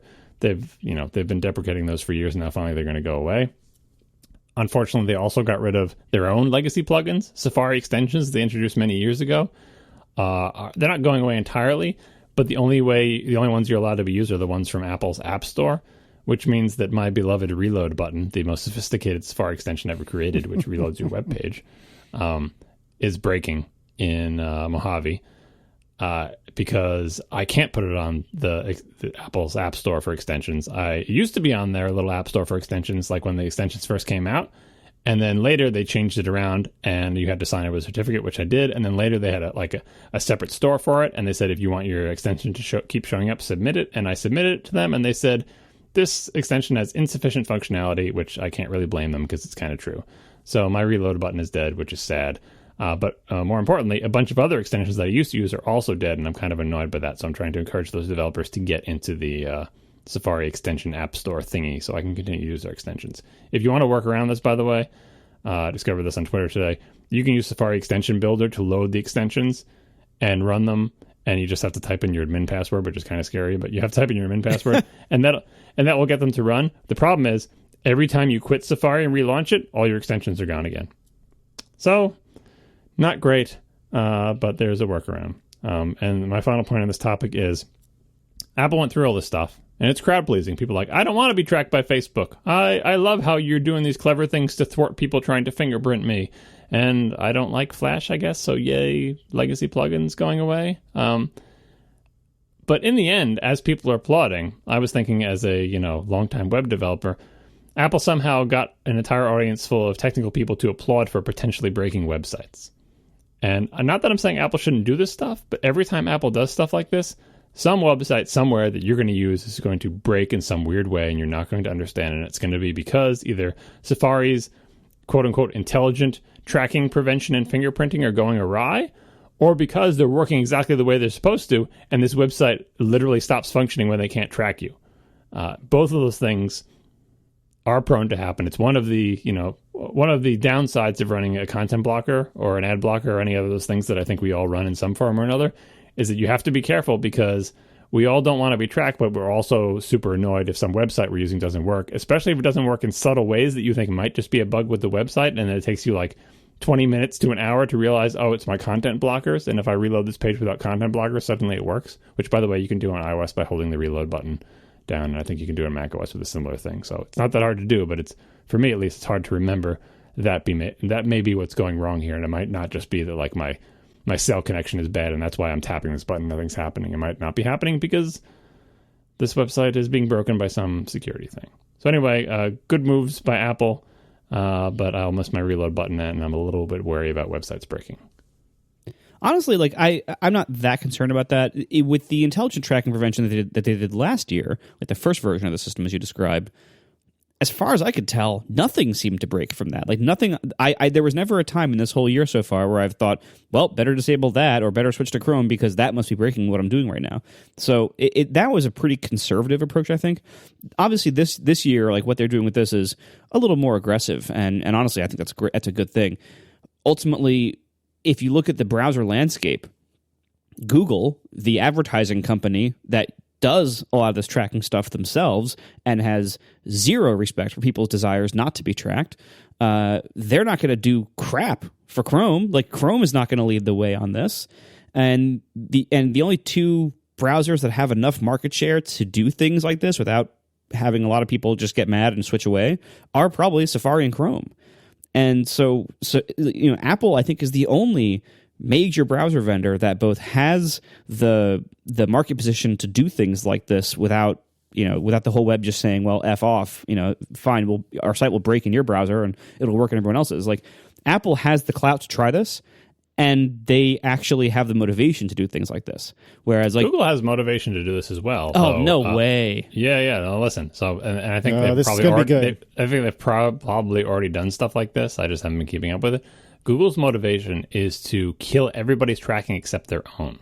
So if they because they build the web browser, they can literally build in any Google specific tracking they want, like into the web browser. That's true. And block everything from everybody else. Now they're not going to do that, but by owning the web browser, and because they are an advertising company, they can do exactly what Apple's doing and become super aggressive about blocking stuff, but instead switch all of Google's tracking entirely, like literally within the browser's code itself. Like you just have like some tag on the page that says Google Chrome, do your thing. And Google Chrome totally internally, based on the do your things tag, will have its own internal tracking that they can update with their auto update mechanism or whatever. So I kind of think Google is motivated to block every other tracking system except for theirs because they make money in advertising, and the degree to which other people's advertising systems are crappier than theirs is good for them.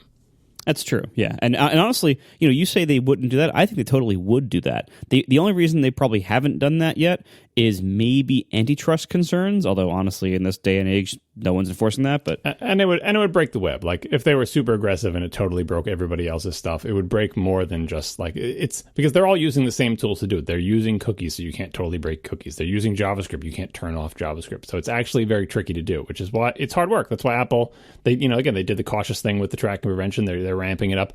It's very easy to accidentally break the web by doing this stuff. So you actually have to, when they say intelligent tracking prevention, remember, there actually is and not a machine learning, but an intelligence aspect to this where you have to do it very carefully and test a lot, and you can't just blanket block anything because you will break the web.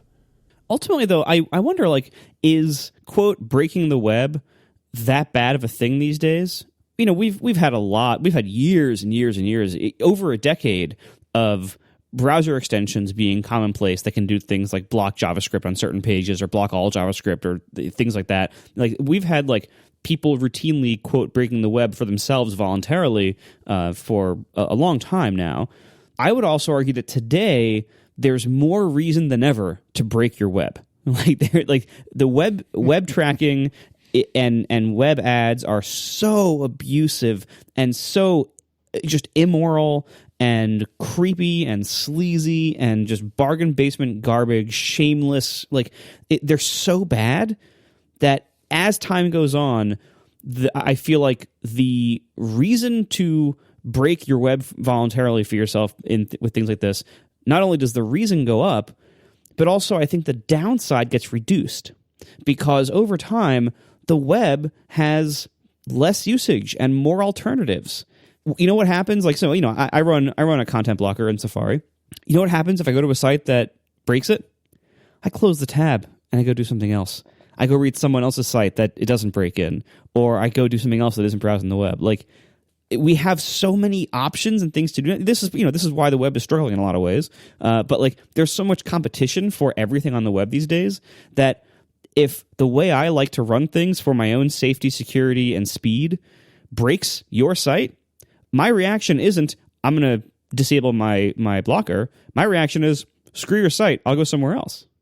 I think that's the reaction of us on this program and most people listening to it. But people who are not into technology just want their websites to work. And if you try to, like, if you install a blocker on their thing and it breaks Facebook in even the most minor way, they will immediately uninstall the blocker. They won't even, oh, you can whitelist Facebook. Nope, just uninstall. You broke the web for me. Like, people just want their stories. They just want the two websites they ever go to, Facebook and probably something else, to work all the time, 100% of the time.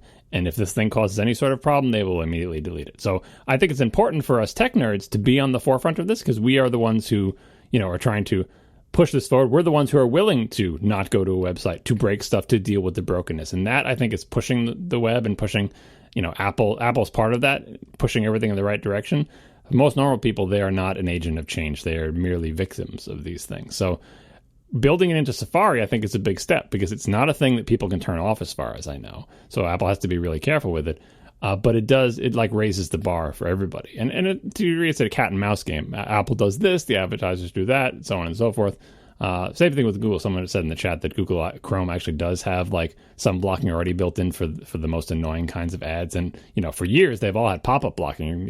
You guys remember the web when pop-ups were not blocked by web browsers, and you had pop-unders and all that other stuff, right? So every time browser vendors have taken that next step, that has really pushed the web forward. And we have influence by, recommending to everybody that you shouldn't use IE6, you should use Chrome, right? Like, what made Chrome become as popular as it is on Windows? Part of it is tech nerds who had heard of Chrome and no one else had, forcibly installing it on all their friends' computers and saying, use this, don't use IE, it's better, right? And I think, we can't forcibly install Safari on people's Windows machines anymore. But I think being enthusiastic about browsers and blockers and stuff like that, and evangelizing them to regular people who otherwise wouldn't look at them, is moving this forward as well. Not sure if we're winning this war, but I'm glad that there are at least combatants on both sides, instead of like so many other situations in the tech and especially government worlds, having combatants only on one side and just victims on the other. We are sponsored this week by Rover, the nation's largest network of 5-star pet sitters and dog walkers. For $25 off your first booking, visit rover.com/accidentaltech and use promo code accidentaltech during checkout. Rover is the nation's largest network of 5-star pet sitters and dog walkers. They are here for you to offer access to reviewed, trusted pet sitters and dog walkers for every dog, owner, and lifestyle. Your dog deserves the best, so they only offer approved pet sitters. Only 20% of sitters who begin their profiles are ultimately accepted to become Rover's pet sitters. And you book them through their easy-to-use iOS and Android app. You can search, book, favorite, pay, all through Rover's convenient app. And during your dog walks, you can receive photos, detailed maps of where they've gone, including where they've done their business if you actually want to know that, and custom updates as well. You can meet your walkers, too, beforehand with free meet and greets, free in-person interviews, and home environment visits so that you can find the perfect match between sitters, owners, and pets. You also have detailed profiles and verified reviews and photos of the sitter's home, pets, and past stays to help you make your decision by other users' experiences as well. Every booking is backed by premium insurance, 24/7 support, and a reservation guarantee. So check it out today. $25 off your first booking by visiting rover.com/accidentaltech and using promo code accidentaltech during checkout. Once again, that's rover.com/accidentaltech and use code accidentaltech to get $25 off your first booking. Thank you to Rover for sponsoring our show. Let's do some AskATP. It starts with Rodrigo Palau, who writes, I love hearing you guys talk about the cutting edge stuff, but what do you think are the essential Mac apps for the super novice user? I'm not sure how to answer this. Like, I have a lot of things that I consider important for me, but I wouldn't necessarily say that any of them is important for your novice user. Like the only thing that can come to mind is Alfred, which is my particular launcher of choice. I think one or both of you guys use Quicksilver. LaunchBar is another popular one. Or that's on the Mac, right? Or am I making that up? LaunchBar. That's the one I use. Other than a launcher, like Alfred just does the same stuff the Spotlight does, but in a way that agrees with my head a little better. Other than that, I can't really think of anything. Do you guys, let's start with Marco. Do you have any apps that you would recommend? I would honestly say that I don't think a launcher is necessary for most people. I would just use Spotlight because it, by default, I think it even has the command space key that kind of is like the standard launcher key. For me, the best thing for most novices to do on a Mac is to use as many of the built-in apps as possible, because Apple's pretty good at making novice apps for common tasks. Like the built-in calendar is fine. It's not great, but it's fine. Built-in Apple Notes is really good, actually. There's a couple rough edges here and there, but for the most part, it's really good. The built-in reminders is okay. I would say Things is significantly better to be your to-do app if you want a to-do app, but Reminders is okay in the meantime. And just, all the built-ins, Mail is good, Safari is good, as we were just saying. Like, just use a bunch of the built-in stuff, I would say. Maybe add Things to it, although I think it's probably a little bit expensive for most novices, if I had to guess. But otherwise, just use Apple stuff. Use Photos, use Notes. It's all really good. Use iCloud to sync and back up your contacts and everything like that. Like, that's like I use most of the stuff myself. It's great. There's a good suggestion from Espressly in the chat to use 1Password. I really like 1Password a lot, and I was kind of late to that game, but I'm very glad I joined that game.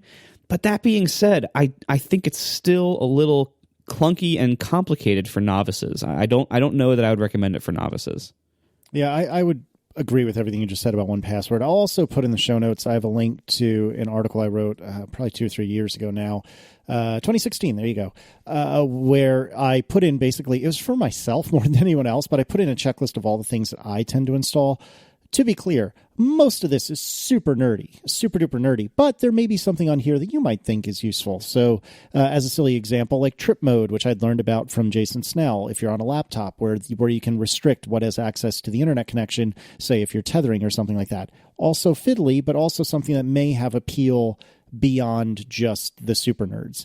So again, you can take a look through that. I gotta say though, trip mode, like that, like a lot of weird stuff breaks with trip mode in non-obvious ways, because like if an app uses like some kind of like command line thing behind the scenes and that thing isn't whitelisted, then it'll get blocked and random things just won't work. It's kind of weird. Mm-hmm. For a novice. I'm not sure I would recommend that. Yeah, it's just something to look at if nothing else, and you can see a lot of these on this post. John, what do you think? So this is asking for not just novice users, but super novice users. And I think my advice to them would be, like, there's probably one sort of main thing you're doing with your Mac, especially if it's a work-related thing. This person says my work is mostly writing. But it's writing or drawing or like, what are you doing with Mac? Spreadsheets, whatever. I would say that if you are a super novice user, like Marco said, just stick with the stuff that's built in there. There's a lot of stuff built in that covers most of the bases. But whatever it is that you're doing, there is probably 1 or 2 or 3 popular, powerful Mac applications for doing whatever it is you're doing better than whatever's built in. So if you're a writer, you could probably use TextEdit and get by with it fine. But depending on the kind of writer you are, if you're like a fiction writer, maybe look at Scrivener or Ulysses. Or if you're a coder, look at BBEdit or some other kind of, right? There's some application, if you're an artist, there's some built-in applications for doing some kinds of art, but obviously you look at Photoshop or Acorn or whatever. Lots, like, in every one of those realms, especially if the realms that the Macs are popular in, you have to do a little bit of research. And if you're a super novice user, maybe you've never even heard of Acorn, or maybe you've never heard of Scrivener, right? You don't, like, you've heard of Microsoft Word. It's like, is that what I can get? Oh, well, Word is for the Mac. I should just get that. Word may not be the best application for you. The Mac, what makes the Mac great is there are applications like Ulysses and Scrivener that are not Microsoft Word and are, I would say simpler and more elegant and dedicated to specific use cases. You should find those applications for the one important thing you're doing with your Mac, and everything else, use the standard tools. And then I would say I was going to offer a launcher as like, and finally, if you ever graduate out of super novice user, maybe the first sort of quote unquote power user thing you might want to look into is find a launcher. And there's lots of cool ones to choose from. And they're a very simple application that does a few simple things a little bit better than Spotlight. And it's a good sort of entree into the world of Mac customization and more sophisticated use. Moving on, Jack Johnson writes, do you think Apple could make an Android version of iMessage for cross-platform compatibility? Set aside the question of whether or not they would make it, even if they could, for reasons like platform tie-in and etc. There were rumors a while back that this was already in progress, and I would be surprised if they hadn't at least, kicked the can on this one, or kicked the tires, I guess I should say, on this one. I don't think they're interested in it because I do think there is tremendous lock-in, but I don't personally see any reason why they wouldn't be able to. I mean, you could look at the way they treat iMessage on the Mac, and you can kind of be like, well, if they can even maintain this on like 2 OSs, let alone adding another one. I mean, that being said, like, obviously Android I think would have probably more of an upside for them if they wanted the most people possible using iMessage. But I think the lock-in thing is really the key here. iMessage is a great lock-in for iPhones. This has been I think like surveys and business research and things have actually shown this to be the case. Like, one of the major reasons people stick with iPhones who might otherwise be a little curious to try Android or something is because they know they'd become a green bubble friend, and they don't want to be a green bubble friend. That's a real thing. That's a real major effect. So I can't see Apple being willing to give that up for what benefit? Basically, I think the answer shouldn't be like if they could do an Android version. I think the answer is why. What would they gain from doing an Android version? Like, they're not making money on iMessage directly. Like, what would they gain from that? And I don't see any answer to that question that would make it worth giving up the massive amount of lock-in that it gives them. This ties into something I mentioned earlier about Messages being Apple's most successful quote-unquote social network, which is, again, not a high bar because they're not particularly good at this. And, the question is, could they? Yes, absolutely they could. They've made Windows versions of all sorts of stuff. They have an Android version of Apple Music. In fact, when I read this question, I was like, wait, do they have an Android version of iMessage? And I realized I was thinking of Apple Music. I think, right? They have Apple Music. Yeah, because there was a Beats Music when they bought it. And unlike many other products where Apple usually cans the Windows versions, they didn't for that. So there is Apple Music for Android. But anyway, if there ever comes a time where it is in Apple's strategic interest to have a foothold in the social networking space, like say Facebook is on the wane and it is slowly destroyed by our cumulative hatred for it, right? Our meaning on this podcast, 3 people, we're going to take down Facebook with our mind. And there's like a power there's a power vacuum, right? Apple is like, well, there's WhatsApp and Line and all those other things, and Apple will be like, we're a player there, right? Like, maybe we're not as big as WhatsApp or Line, but why aren't we as big? Like, we're, it's been historically, as Marco said, a lock-in is such a harsh word, a differentiating factor for the iPhone, that, a network effect kind of thing, right? But at some point, the math could switch and say, actually, we have a shot at the brass ring here. Is it gold? I don't know what color the ring is. I think it's brass. We have a shot at the brass ring. The space gray ring. Yeah. If we just open this up, we can take iMessage, we can triple the size of it overnight maybe, because, carry the wave of that network effect and saying, now suddenly, why would Android people sign up for this? Oh, because they want to be Blue Bubble friends too. Like, the last gasp of that, but the exclusivity, even though you've just eliminated exclusivity, there are still the people who wish they had Blue Bubbles briefly, and then, overwhelm the competitors and become the most important text messaging subsystem. Remember, it's not just text messaging, and they don't make money off of it, right? But Apple Pay is an app in there, and Apple Pay is the thing they do make money off of, presumably. And it is kind of an app platform. So there may come a time in the future where it is in Apple's strategic interest to try to put strap rockets to their one successful social network and see if that can take them to the next level, to make them a player in a space where historically they have not been a player. But I don't think that's going to happen today. Finally, Mustafa Hamwi writes, this one is for Siracusa. It seems that everyone is suddenly talking about streaming console quality games to thin clients. are the days of gaming consoles numbered? So what they're saying is do all the like graphics processing in the cloud, and you're basically doing like a glorified VNC or something like that, where it's just beaming the fully rendered display to your console or your computer or what have you, and you're interacting with something that is very, very stupid and not very powerful, but it has a very, very good connection to the internet. So is that the way things are going from here? So we've gone from plastic discs in cardboard boxes and trucks that you would drive your car or whatever to the store and get and bring back home and load. And we've gone to, okay, we don't need the plastic discs. We can download the bits onto your computer. Actually, before that, we went to plastic discs that you buy and bring home and stick in your console. And then it copies every single bit of data off of the plastic disc onto your hard drive. And then it plays off the hard drive, but you have to have the disc in for stupid copy protection reasons. Then it's like no disc at all, download directly to your computer or to your console. And, you know, it's like a one-time bit download with frequent updates and content additions. Then we had, don't download all the bits because it's really big. Just download enough bits for you to start playing in the game, like the PlayStation 4's fast start thing. I think Xbox has a similar thing now. So it's still not streaming the game. It's still running locally, but it's sending you just enough bits to start the game, and then it runs it locally, and then in the background downloads more bits. And then the final stage of that, which we've had with OnLive and the various, that company that Sony bought that emulates PS3 games and or runs PS3 games remotely, and what is the other one? NVIDIA Now. A whole bunch of these services that literally do not run the game locally, run it in a data center somewhere on a much more powerful device and beam it over to you. And so it seems like a trend of like, we're obviously going in that direction, everything's going to go there, but physics is a harsh mistress here. For certain categories of games, not all, but certain categories of games, the latency imposed by the physical distance and the speed of light, and, you know, in the U.S., the crappiness of our internet connections means that certain genres or games are not going to become streaming anytime soon. Like, you would need direct fiber optic connections to a fairly close data center for it to make sense for those genres. But for every other genre of game, and there are many of them that don't require those kind of, you know, reflexes, it's just an economic question. Yeah, it's great to be able to sell someone a cheap box that doesn't have a lot of electronics in it, but you still need to pay for the electronics that are not in that box. You need to pay for the ones in the data center, and you're hoping to get sharing out of it. Like, well, people aren't all playing games at the same time, so I don't have to buy one giant gaming PC for my data center for every customer. I have to buy, you know, 0.3 gaming PCs, 0.1, and depending on how that math works out and how much data center power costs and all that other stuff, it could make sense to do that.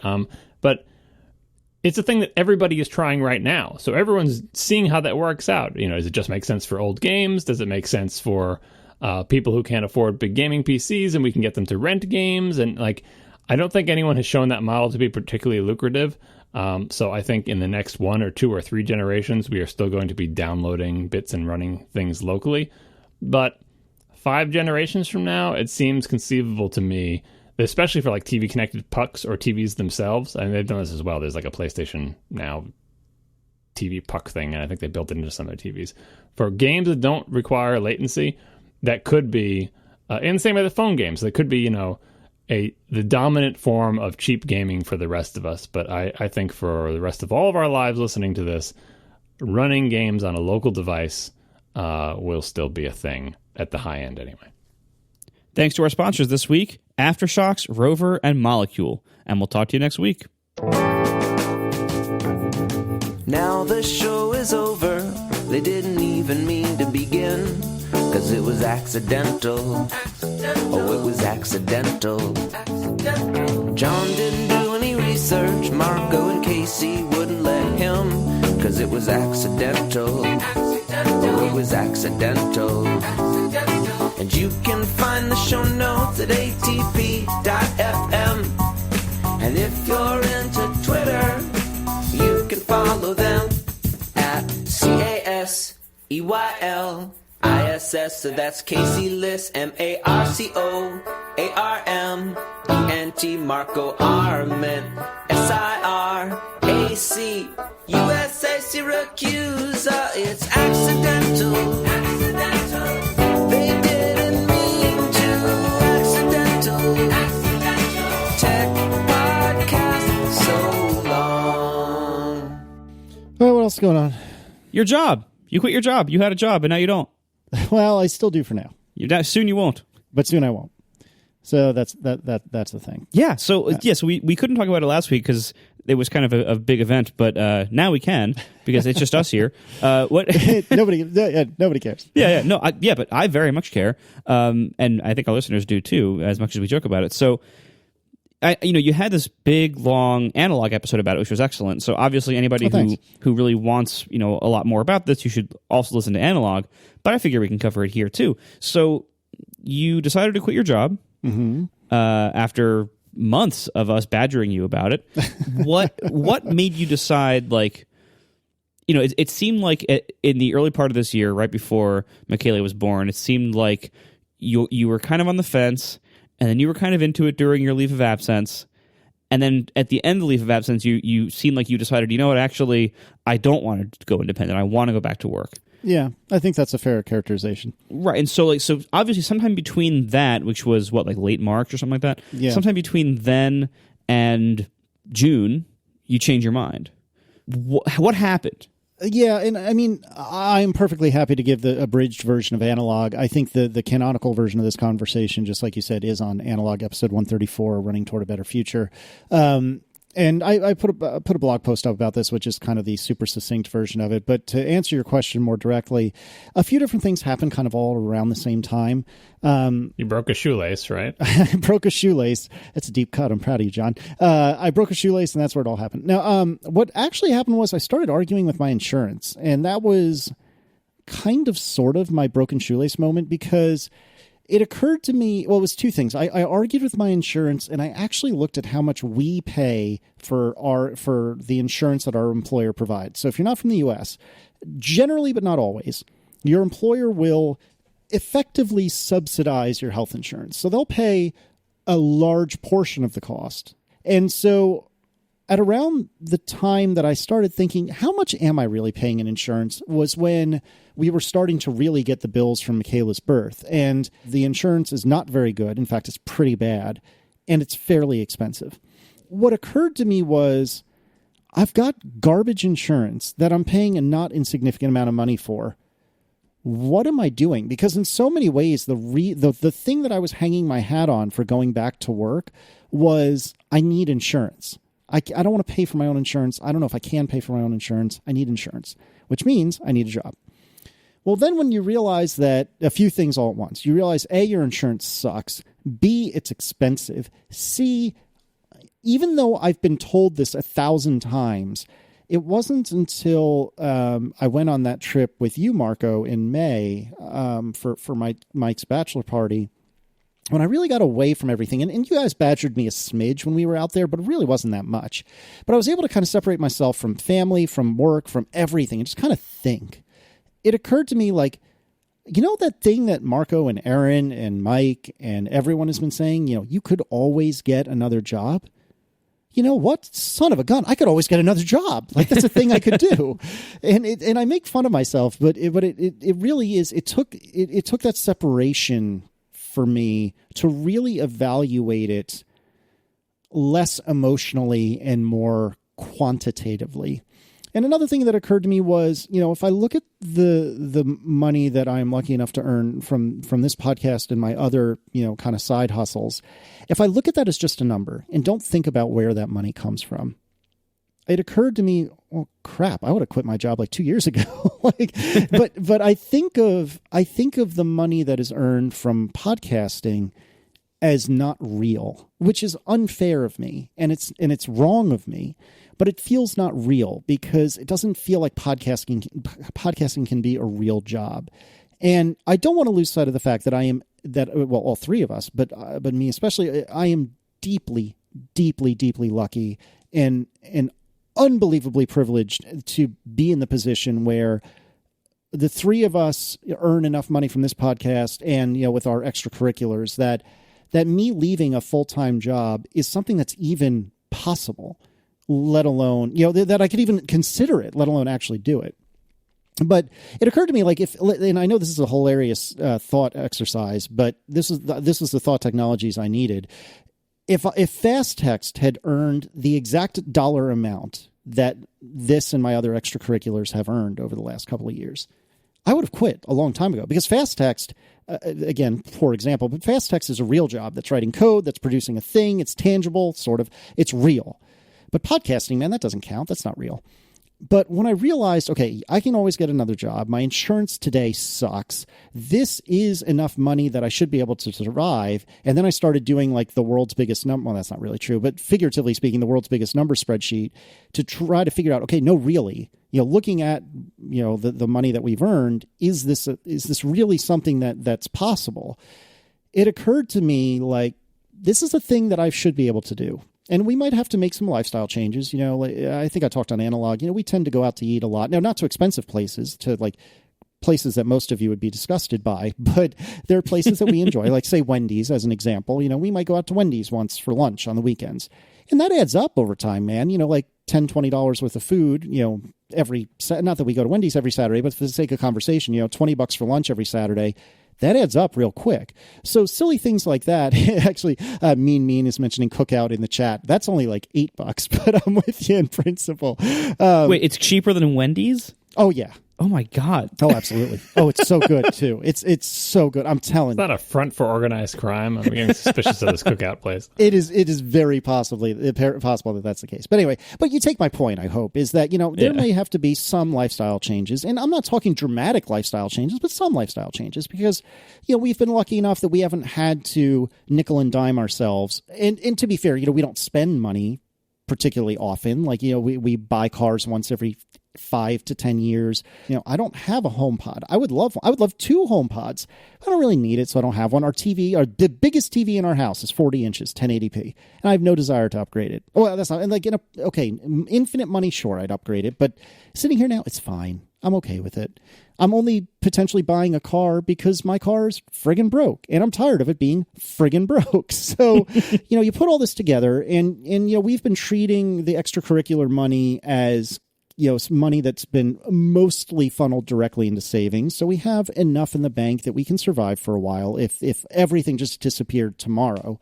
So all of that put together says that the numbers check out. So is this what I really want? In talking with Aaron especially about it, it occurred to me, and again, like I had known this, but I really needed to like own it as well. And it wasn't until I was away from the kids in Austin for Mike's bachelor party, it occurred to me that, Declan is 3.5, and because of when his birthday is, he's probably going to go to kindergarten when he's 6, not 5. And that means I have 2.5 years left of being with him all the time. And Michaela, she's only 5 months old at this point, but that means I only have 4.5 to 5.5 years with her. In a lot of ways, you could make a very good argument, especially John, I suspect, because, you have the oldest kids of all of us. But you could make an argument that being there when they're super young is not that useful because they may not remember it well. They're barely humans for a long time. I wouldn't make that argument. Okay, fair. But, I'm saying, you could make it, one could make an argument that this is a silly time to be home. But the way I look at it is, from starting from 5 or 6 years old until they're gone, they're going to be in school all day, except summers aside, just in general, they'll be in school all day. So now seems to be the time. It seems to be the time financially. It seems to be the time familially. Why wouldn't I try this? And more than anything else, if I don't try this, I'm never going to know. And if I never know, I will regret it. I might regret this later. Maybe. I doubt it, but maybe.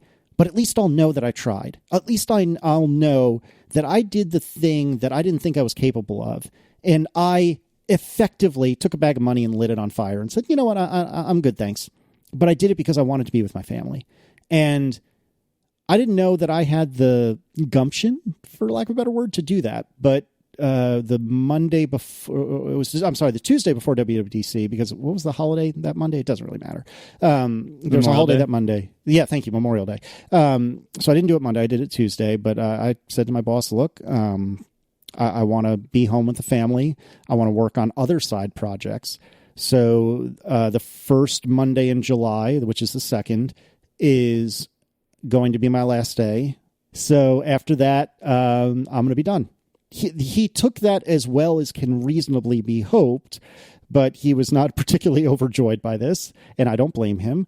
And that's the plan. And so sitting here now, it's the 13th of June, which means in 2.5, just shy of 3 weeks, I will be a independent worker for hopefully as little as 2.5, 3, I guess 2.5 years until Declan's in kindergarten. That's like my goal.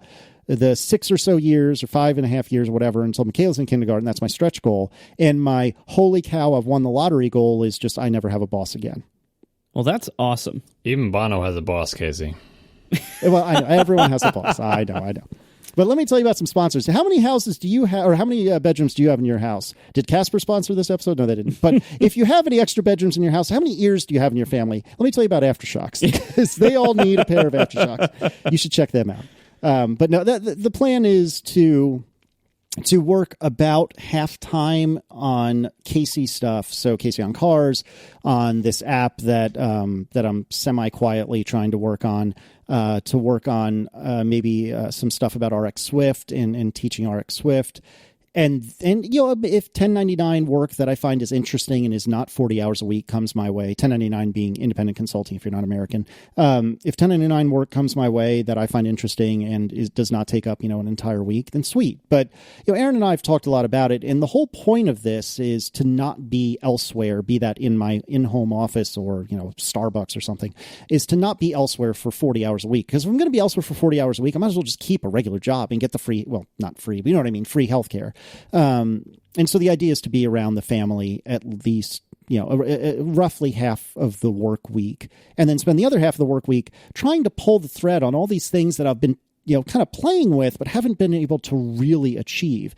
I've done a couple of Casey on Cars videos, but I've been very proud of them, but I haven't been able to work on them as much as I want or as quickly as I want or with the dedication that I want because I have a job and I have a family. And now Aaron and I keep saying the word negotiated, which I think has a negative connotation, but we've negotiated that I'll work, roughly half a work week, presumably in the house, doing these things, doing Casey on Cars. There's a few things for ATP I'd like to do, which I haven't talked to you guys about, which I should have last week. Nothing bad, but some helpful things for ATP I'd like to do. I can start to put more energy into these things that I haven't put as much energy as I've wanted to into. Yeah. Well, and so one thing I want to place in your head, because occasionally that works, is I don't mean that to be insulting. I'm not saying you're dumb. I'm saying this is an idea that most people don't. Yeah, he's incepting you. Is what he's saying. Exactly right. That's exactly the first thing I thought. But I didn't see the movie, so I can't say that. Oh, it's so good. Well, the problem with Inception is the sidebar. The problem with Inception is everyone tells you it's amazing. And I didn't watch Inception until a year or two after it came out. And I was like, oh, God, this is going to be such a chore because it's like an Avatar. Everyone said Avatar was amazing. It was garbage. Who said Avatar was amazing? I agree with you about people overhyping Inception. I don't think Avatar was overhyped. I think everyone kind of sneered at Avatar because it was Dances with Wolves with blue people. I'm glad I saw neither of them. I heard nonstop that Avatar was amazing. I did not think it was that great.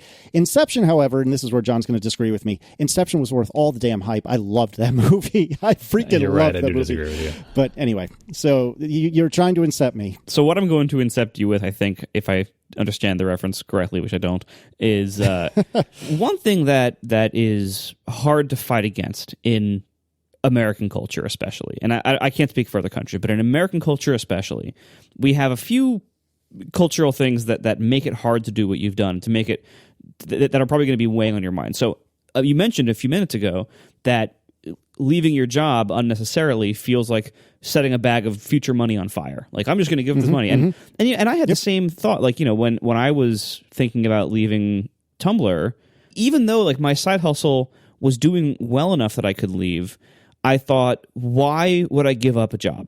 That's just giving up money.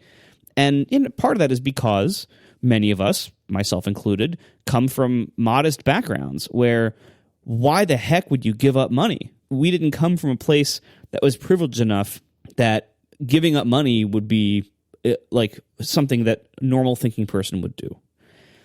And so that's a pretty prevalent part of American culture too, of why would you turn down money? Another big part of it is this kind of guilt of you have to have a job, you have to be working as hard as you can. Yep. Why would you ever not work a full work week? That is slacking off or something, or makes you less of a person. And instead of thinking of those in those like American culture ways, I think it's valuable to look at a different concept or a different mindset on this, which is, do you have enough? And Americans are not good at thinking about this. Oh, no, we are not. This is real hard for us. A lot of other cultures have a much more healthy relationship with the idea of having enough. We are all in an amazing position that this show makes enough money that it provides all of us with enough. Mm-hmm. We could just do this show. We could work like 3 hours a week. Maybe a little more than that with the overhead of other stuff. But this show takes up at most, including the recording time, probably between the three of us, an average of about 5 hours a week. Mm-hmm. This could be all you do. This could be enough. You are feeling a lot of pressure right now to try to fill your time with more stuff. But for instance, I honestly don't think you would really enjoy consulting work very much. I don't think you would enjoy agreed. Hourly, 100%. 1099 based. Mm-hmm. And the way you're talking about it sounds like you want to jump into that because you think you should, not because you actually want to. But you totally don't need to. And I would actually say, honestly, if you don't need to, which I know you don't. What? Why would you do it if you didn't need to? The only reason to do that, I think, would be if you as a programmer, had the itch to program a lot and didn't have your own projects to invest that itch into and to satisfy that itch with. But you do. You do have your own projects that you want to do, that you are doing. So I don't think you need to do that. We are in incredibly fortunate positions here by having this income from this show with relatively low hourly, weekly loads, workloads for it, that you should just enjoy this because you don't need to do anything else. You don't need to fill your week with 20 hours of consulting work just because you feel obligated to fill that time. You have enough with this right here. Literally everything else you do could just be a fun hobby or a future, kind of betting on a possible future, but that has no direct income right now. Everything else you do could be that kind of thing. Could be let me place a bunch of bets and see what pays off down the road. But it's all bets that I like. It's all fun projects like Casey on Cars that in the future this might become a thing that makes money, but it isn't now. And that's fine. Literally everything else you do could be that, and you'd still be fine because you'd have enough. Yeah, we're actually saying the same thing. I brought up the consulting earlier, I feel like you're mostly right. I don't think that I would take consulting work if it was offered, unless it was something that I genuinely thought was interesting and novel. And even if I took it, it would only be for a day or two a week because, if you think about it, I want to spend about 20 hours, working on things for me. And one day is 8 hours, 2 days is 16 hours. Suddenly I have 4 hours in a way. I mean, not to say this is not fungible, but you know what I mean? If I stick with my quote unquote budget, if I do 2 days of consulting a week, I've already blown through my budget of hours that Aaron and I have agreed upon.